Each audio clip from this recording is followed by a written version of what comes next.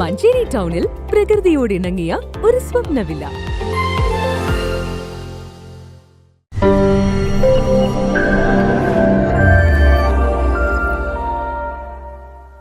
Manjeri central ജംഗ്ഷനിലെ traffic signal വീണ്ടും മിഴിയടച്ചു.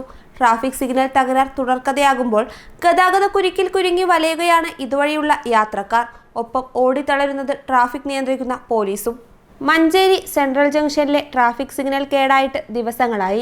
ഇടയ്ക്കിടെയുള്ള signal തകരാർ തളർത്തുന്നത് ഇതുവഴിയുള്ള യാത്രക്കാരെയാണ്.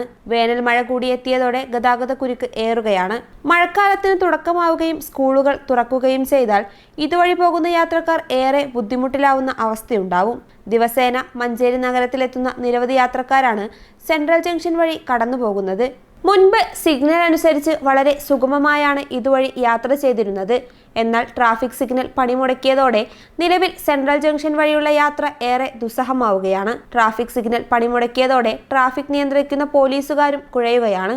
ബന്ധപ്പെട്ട അധികാരികൾ ഇടപെട്ട് ഈയൊരു പ്രശ്നത്തിന് ഉടൻ തന്നെ ഒരു പരിഹാരം കണ്ടാൽ മാത്രമേ ഗതാഗതം സുഗമമാവുകയുള്ളൂ. News bureau, Manjeri.